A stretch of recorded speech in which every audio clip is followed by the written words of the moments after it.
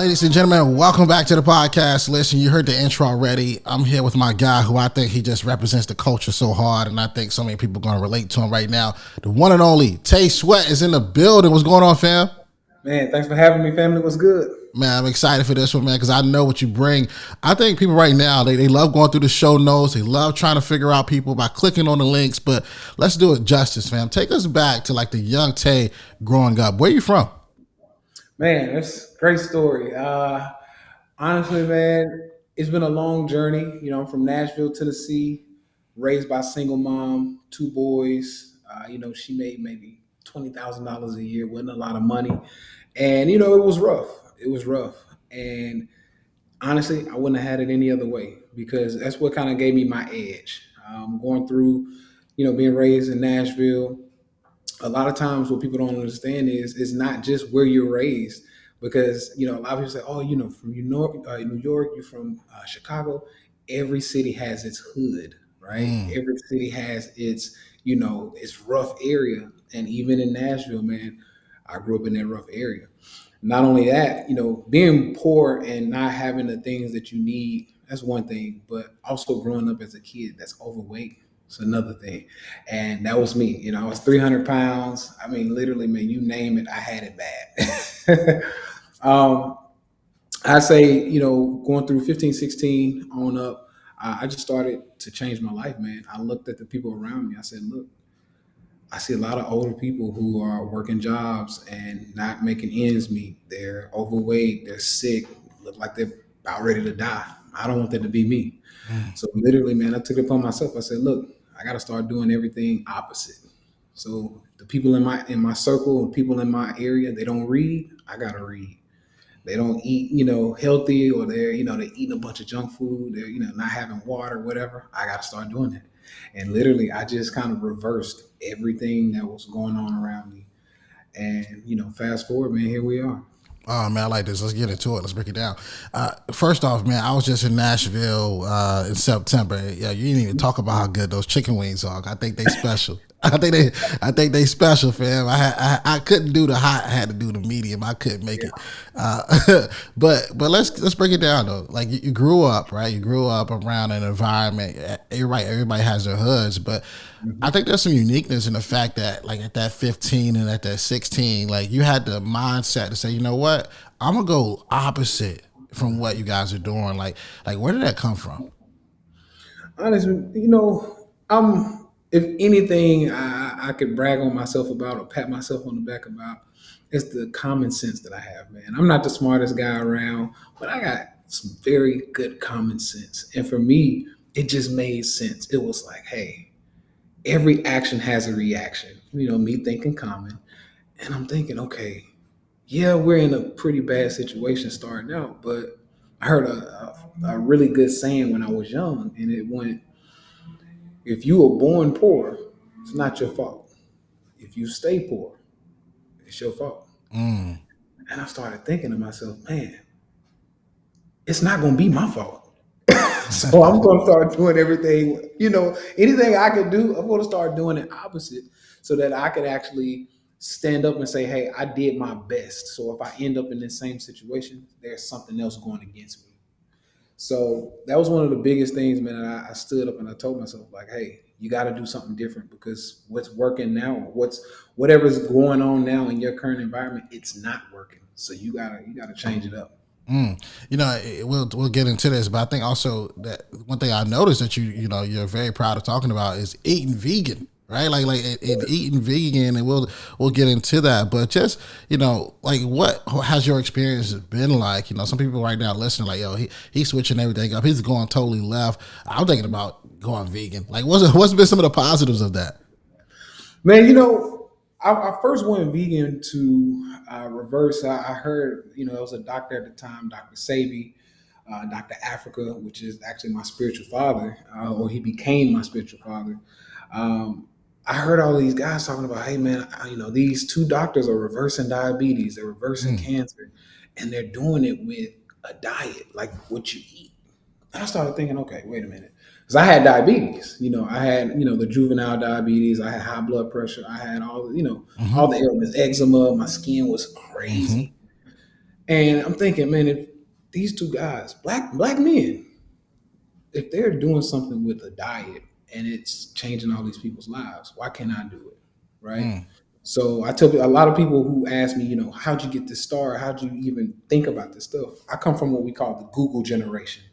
So at a very young age, I started Googling, man. That was me. So I would just search for stuff like, hey, how to reverse diabetes, and then I saw vegan diet. Okay, how do you eat a vegan diet? And literally, man, I would start, um, following and practicing that thing because once again, I told myself, hey, it's up to me now. So Mm. let me control one of the sayings I've had since I was 15 is let me control the controllables. Mm. Whatever I can control, I'm going to control. Everything else that's out of my control, we can't worry about it. Man, I think also too, man, a lot of like just understanding life and figuring out who you are, what you can become, or just seeing just opportunities differently happens in that young age, right? 14, 15. For me, dude, 14, I was doing parties, fam. 14, I was on the club standing on couches with like Rick Ross, Young Jeezy. My brother got me to this nightlife game, and I was just doing that. So I think it's so crazy because now you take, those things that you're doing and it progresses into your life, and now you live in a healthy lifestyle.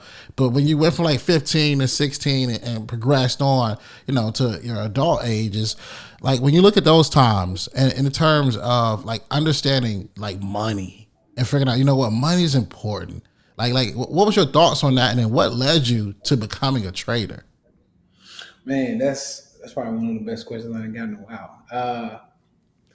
Honestly, man, where I'm from, you know, money kind of becomes everything because you don't have it, right? It's Mm, like, hey, you don't have it, and almost everything that's going wrong in your life is because you don't have the money, that's a bar. That's right? a bar. So, and where I come from, money is almost like all you got. It's like everything. If you don't have it, you don't have anything. If you have it, you have everything. Mm, So I started to then realize, okay, I got to find out how this money thing works. I have to find out. And, taking that same thing, hey, I got to do what's opposite, what's going on opposite in my community. Because the people who had the money in my community were the drug dealers, right? facts. You know how that go, right? Real quick story about my dad. My dad had a 36-year life sentence, or life plus sentence Mm, in prison because he was real big into drugs, and he got locked up when I was 2. damn. So I grew up knowing, hey, that ain't the way to go. My mom always put in my head, you gonna make some money, you can't do it that way. So I started telling myself, all right, there's got to be another way to make this money, but not do it in the streets. So I started reading once again. I'm like, hey, I got to find something. And one of my teachers, when I was probably in like the ninth grade, 10th grade, one of my teachers, a black teacher, she goes, hey, there's a saying that goes, if you want to hide something, and especially money, from a black person, put it in a book. And I went, oh. Mm. So let me start reading these books because there's got to be some money in here, right? So now I'm going through the books. I'm reading. I started, I stumbled upon Rich Dad Poor Dad at like 17, 18. So I Mm. started reading books like that, Rich Dad Poor Dad, all the finance books. Then I started getting into, the Grant Cardones. And before you know it, man, I'm just all in this world of sales and money. And then I realized that once I got there, there were 3 ways to get rich, Mm. and almost pretty much all of the rich people do it. One, you start a business. Two, you get into the stock market. Three, you then get into real estate. So from there, I was like, all right, pick one, and then we'll eventually get to the other two. So I started a business, man. I started as a personal trainer. I went by the vegan trainer, and I took it online. The business started doing pretty well. We got to over $1 million a year. I started telling myself, damn, I don't know what to do with all this money now. I don't need $1 million a year, right? And I took that money and I had some people who were doing big things in the stock market teach me how to also do some big things in the stock market. And that's kind of how I got my start in the stock market. Oh, that's dope, man. And what Tay's doing right now, guys, he's giving you like a real like entrepreneurship journey breakdown in a formula. Instead of going after everything, like what's that one thing that you can go after? What's that one thing that you can master that can lead to something else, right? And when you talk about trading, I think one of the things that makes you unique in the space, and we talked about it offline, is that I think people resonate with you, fam. I think people see you and they see what's possible, but you look like us. And at the end of the day, you don't code switch. I tell people all the time, some of the best people in life that make it the furthest in life are those who can walk into any room and remain themselves. What has helped you to stay true to you and not code switch? Man, I honestly, I did it for us. I did it for our people, because when I was growing up, I'm looking for that avatar, that person who looks like me, who still talks like me, who's getting money, but they didn't have to, sell drugs. They didn't have to, I thought I was gonna have to go play basketball. That was Mm-hmm. one of my first loves, but that didn't work out. So I'm like, okay, well, who looks like me, who didn't sell out? They're still dressing, because we are a product of our environment, right? We are a hip hop culture. So we like the jewelry, we like the fancy jewelry, the Mm-hmm. watches, the gold, we like the cars, and that's what we do, right? But who's to go and say that you can't have all of that stuff by doing something that's legal and playing a game that can make you a bunch of money like you're a non-traditional person, Mm. right? So for me, man, I just wanted to keep it, I wanted to keep it real. I wanted to keep it to the point where it's like, look, I'm going to be that avatar that I was looking for because I didn't have it. So I said, Oh hey, man. I'll Eh, get this money and I'll look like us still. I'll talk like us. I got my hair, I got my beard. I still, I still keep it real. I drive the cars that I always wanted to drive that I knew. Facts. You know what I mean? Like that's what I do, man. So I do it for us. That's exactly what I do it for. That's real, man. I think like that's how you become special. I recently met Allen Iverson in the DMV area, and even to this day, like you see him. Of course, he has the aura, but you can see how he's still him. And I Mhm. think that's what attracted so many people from the culture to him, still to this day, as like that person who like went different against everybody else, right? He wore the do rag, he had the braids, he kept it who he was, but still to this day, I feel like people were and still are intimidated by him, right? Because he doesn't fit in. And the reason why I say that is because it's so, relatable to you. You know what I'm saying? I think people might watch how you move. People might watch how you talk, and almost like that Allen Iverson effect, where people are, intimidated. Like for someone that's listening right now, who has that same commonality that we both share, and they're asking themselves, yo, how do I navigate through this, right? Like, why do Mhm. you think people, feel that way in terms of Tay Sweat? You know, I think the intimidation comes from two parts, man. One, our people get intimidated about the thing that we thought we had to do, but because we're not doing it, it's intimidating. So, for example, you mentioned code switching. A lot of our people think, yeah, man, if you want to get, white people money, you got to talk, you got to dress, and you got to move like white people. And it's not true.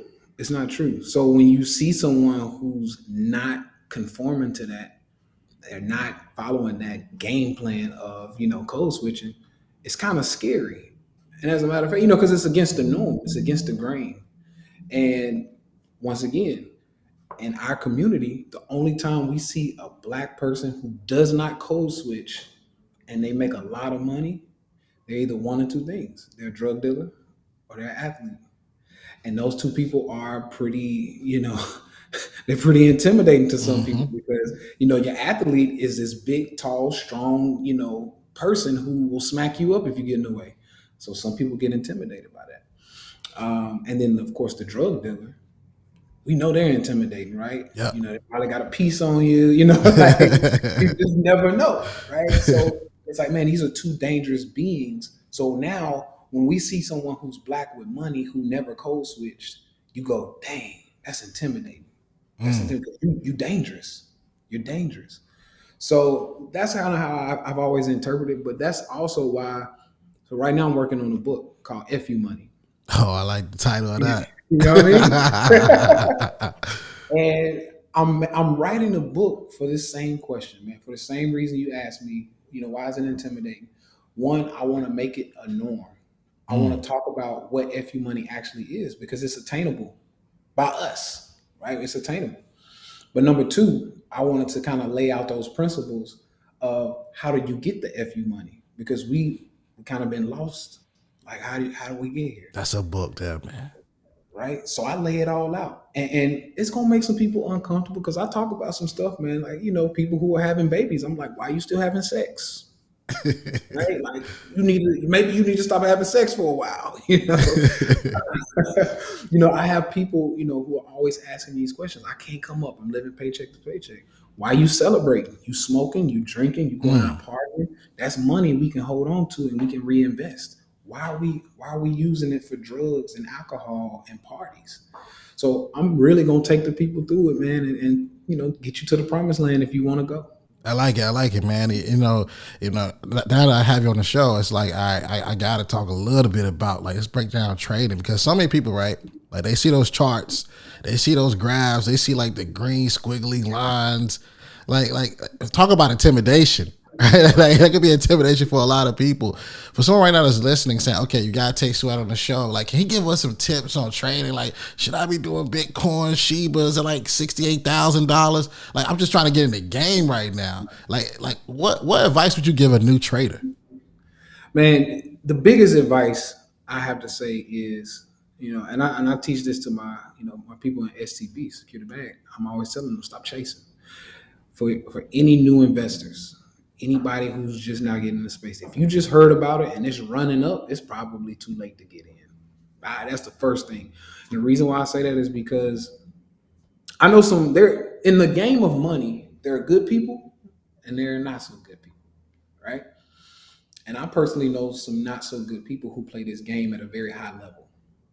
And they can manipulate because keep in mind, crypto, more especially, is unregulated. I mean, it's the wild, wild west. Mm.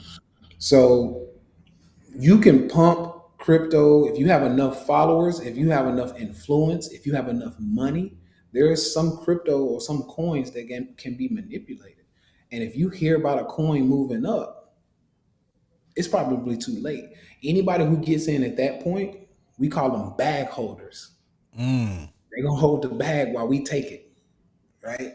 So you hold the bag open, and I'm gonna take your money on up out of there, right? Mm. So, and that's my number one thing, man. Do not chase stocks. If you're not already in it when it pops up, I'd let it go. Oh man, listen. A lot of people, they hear about a certain stock and then they go try to get ready to run for it. You're like, all right, Mhm. you missed it, fam. It's time to switch it up. As you achieve all the success with trading, I noticed that you made a move and you moved to Puerto Rico. Why, fam? Because I know somebody right now is listening saying Puerto Rico out of all places. Like, what are the benefits and why did you choose that particular location? Most definitely, man. Yeah, that's a good question. We don't really talk about this enough in our community, especially. Puerto Rico has a lot of benefits, tax benefits to be more exact. And something that we don't talk about in our community is once you get the money, how do you keep the money, Mm. right? So for me, that was the next step that I wanted to take for the culture. Because don't get me wrong, I might not be the first, black man who moved down to Puerto Rico for tax breaks, but I was one of the first. Mm. And I put it out there first to show people like, look, I got to put a face on this. We're making money. We got entrepreneurs killing it. We have people in the stock market killing it, but you still paying 40, 50% in taxes. Mm.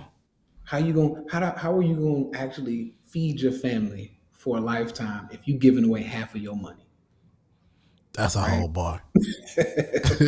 So when I heard, Puerto Rico has 0% capital gains tax, which if you play, you trade the stock market, that's what you're making. You're making capital gains. If you flip houses, if you have a business that you're getting dividends or profits from, those are capital gains. So while you're making your capital gains and paying, 20+% here in the States, you can go to Puerto Rico, pay 0% taxes on those legally. Mm. I feel like that's a huge advantage, and I think that shouldn't be something that you guys just breeze past, right? 0% capital gains is absolutely amazing. I think also too with trading, right? You have to be able to one recognize a lot of things, but I feel like if you're in a good mood or if you're in the right mood, you can either trade, sell or buy aggressively, or you can do it in a way that's relaxed and you probably make more strategic moves. And I say that to say this, because you're somebody that's in the culture, somebody that's obviously been around. Like, what is like your playlist, fam? Like, do you have like a playlist that you playing while you trading? Is it like what are you playing? Man, you know what? It's funny because that's one of my like superpowers. That's something that like hype me up. I mean, as most of us, we're all Yeah. kind of like that. You work out, you got your playlist to hype you up. If you trade like me, you got your playlist to hype you up. For me, my guy is Gucci man, Mm. and WAP, he get to talking this shit, and it hypes me up. So that's actually one of the reasons why I went down and got him. I paid him 100K to actually make me a song for STB. Oh, that's So crazy. so yeah, man, like Gucci, I mean, him and Rick Ross, anything Oh from yeah. them, those are my guys, man. So I tell a lot of our people, if you listen to hip hop, especially if you listen to trap music, I'm gonna go past hip hop. You listen to trap music and you hear what they're actually saying, man, it will help you get to the bag so much easier. Because I mean, they put some stuff in them songs, man.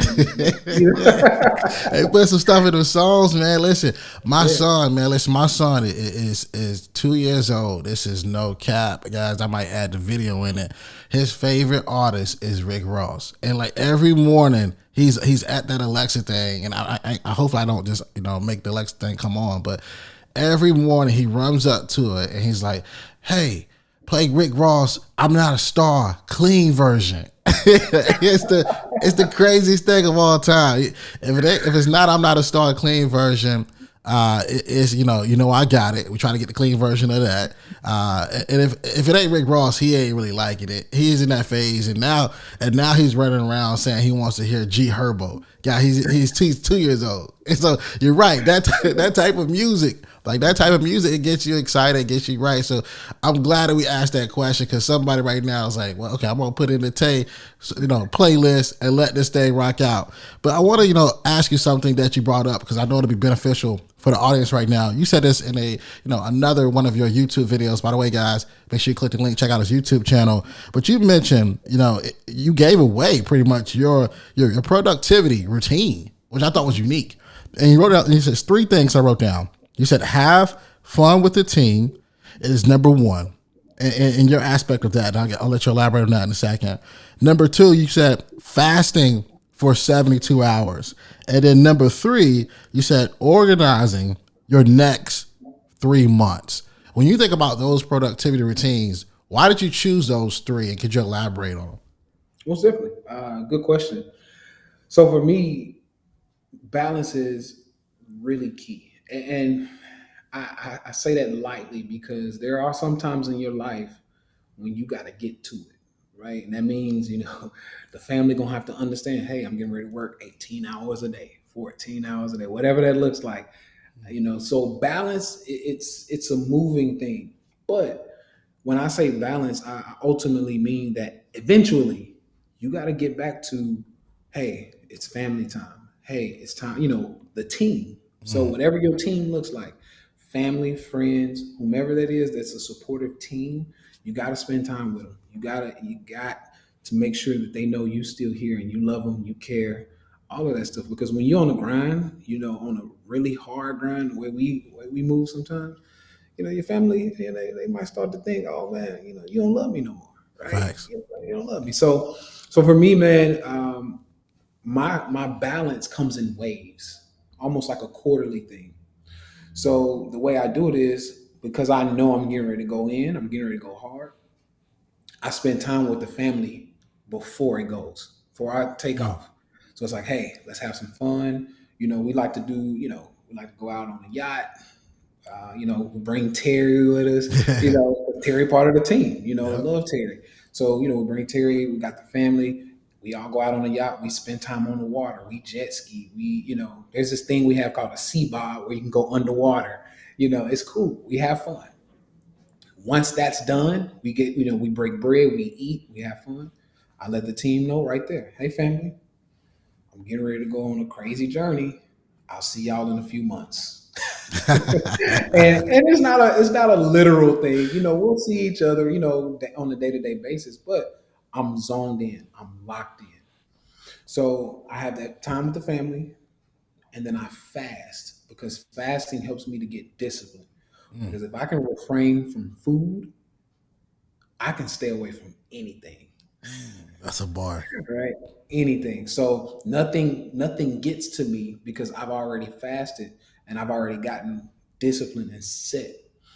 So once I've spent the time with the family, fasted and got set and locked in, then it's time to go. So now I start planning out my next 3 months. Okay, how we gonna move? What are the programs we're coming out with? How we gonna help more people? Because I got a goal to make another 100 people millionaires within the next 2 years. So how am I gonna take STB to another level to where I can help another 100 people make $1 million more? So in my mind, those next 3 months, that's what I'm doing. How mapping it out. How are we gonna do that? What's the market gonna look like? How we gonna make those moves? So that's what I'm doing, man. And those three things help me to really align my life, and it just keeps flowing every quarter. That's how I do it. Man, I like it, man. I like that breakdown, man. I think for me, what stood out the most that really resonates, man, was that was have fun and the way you broke it down. Because a lot of times, like we work so hard. That's all we do, and we tend to forget. And I notice in life, if you create those experiences, especially with the team and with the loved ones and with the family, like those experiences are valued. And then so when you do have to duck off and do your thing, they know that, hey, he's going to put in that time, but let him do what he got to do right now. So I appreciate that. Listen, man, this interview has been incredible, but I want to ask you the question, though, that we've asked every single person who's ever jumped on this podcast. And it's pretty much, you should know it's about to happen. Like, if you were that person who graduated college, or perhaps, you didn't graduate school at all, you didn't even get a degree, and you're asking yourself the question of the podcast, school's over, now what? What advice would Tay Sweat give? Man, I love this because see, you speaking to me now. So I didn't go to school. I didn't go to college, and the reason why is because I didn't see anyone who was at the level of richness that I wanted to be. Right, I wanted that wealth, and I didn't know anybody who graduated from college who had the wealth that I wanted. Even looking 20 years ahead, they were still working a job. So for me, when school was over for me in high school, I told myself, hey, whether you go to college or not, you got to go do some learning on the outside of college. You have to go work on yourself on the outside of traditional education. So you got to pick up a different, skill.